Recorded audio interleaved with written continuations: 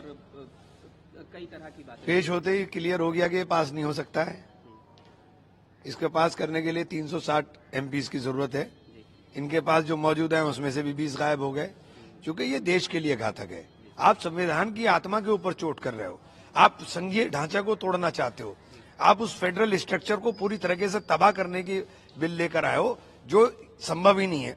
आप बताइए, चुनाव 5 साल के कह रहे हैं कि हम खर्चा कम करेंगे, आप चुनाव 5 साल के अंदर कह रहे हो कि 5 साल में फिक्स चुनाव होंगे, बीच में कोई अगर असेंबली टूटती है तो वो चुनाव उस अवधि के लिए होंगे, यानी 1.5 साल बचा है तो 1.5 साल के लिए, 2 साल बचा है तो 2 साल के लिए, उस खर्च का कौन जिम्मेदार होगा?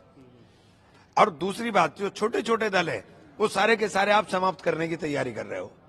5-7 साल के अंदर, 10 साल के अंदर छोटा दल नहीं बचेगा।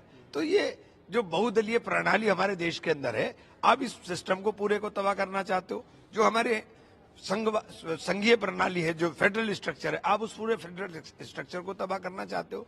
तो मैं तो उन्हें भी बधाई दूंगा जो भाजपा के सांसद अनुपस्थित रहे, कि उनको पता है कि ये घातक है। अमित शाह जी ने मोहब्बत की दुकान वाले शब्द पर तंज कसा है, झूठ फैलाने के लिए कहा है कि कांग्रेस झूठ फैलाती है, 50% आरक्षण को लेकर भी बात कही है, और धर्म के आधार पर आरक्षण दिया गया उसे गैर संवैधानिक बताया। ये तमाम चीजें जो हैं उस पर आपकी प्रतिक्रिया जरूर। नहीं, देखिए, मोहब्बत की दुकान के ऊपर मोहब्बत के अल्फाज अगर आपके मुंह से निकले तो हमें भी अच्छा लगेगा। देश मोहब्बत से ही चलेगा, देश नफरत से नहीं चल सकता। इस नफरत को बोना भगवान के लिए बंद करो, ईश्वर के लिए बंद करो, खुदा के लिए बंद करो। यूसीसी पर आप प्रतिक्रिया दे दीजिए, क्योंकि पहले भी आपने दी है और हमेशा ने इस बार, क्योंकि नेहरू जी को लेकर अब उसका भी यही हाल होगा जैसा इसका हुआ है। भाई, आज कल जो बिल लेकर आए हैं, लोगों की समझ में आ रहा है नहीं होने का। अब ये जेपीसी को चला गया, ठंडे बस्ते में चला गया, ये क्या होना है, इनमें कुछ नहीं होना है। 360 इनके पास होंगे नहीं तो चलेगा नहीं। संविधान की प्रति लहराने वाले मामले पर भी उन्होंने बोला कि हाल ही के जो चुनाव हुए उसमें संविधान की प्रति लहराई गई और नहीं लहराई गई, ये तमाम। कल उन्होंने एक बहुत आपत्तिजनक बात कही कि बार बार, इतनी बार अगर अम्बेडकर का नाम लेते हैं, अगर इतनी बार भगवान का नाम ले लिया तो 7 लोग के अंदर, तो आप जो जिसकी आस्था है, आप उसकी आस्था के ऊपर चोट मत करें। मेरा हाथ जोड़ के विनती है। अम्बेडकर जी ने देश के अंदर रहने वाले शोषितों को, वंचितों को अधिकार देने का काम किया।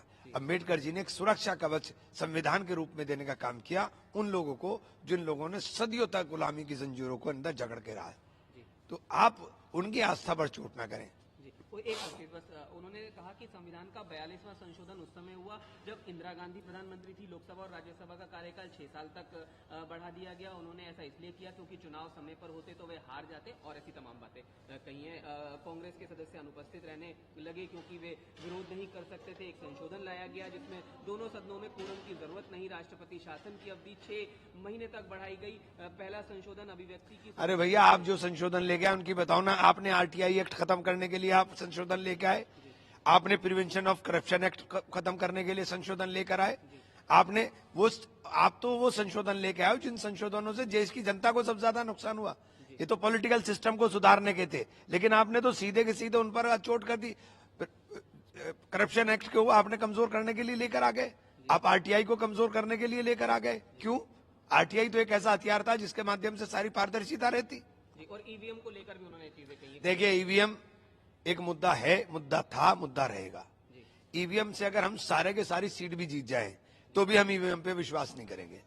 आखिर सवाल यूपी को लेकर है। योगी आदित्यनाथ ने प्रियंका गांधी पर निशाना साधा है। इजराइल में 5600 से अधिक युवा जो है, ये हमारे लिए शर्म की बात है कि हमारे युवा गोलियों की बौछारों में और बंदूकों की छाव में काम करने के लिए आप भेज रहे हैं। ये हमारे लिए शर्म की बात है, उपलब्धि नहीं है। ये शर्म की बात है कि हम अपने युवाओं को ऐसी जगह धकेलने का काम कर रहे हैं जहां गोलियां चल रही हैं, जहां युद्ध का मैदान चल रहा है।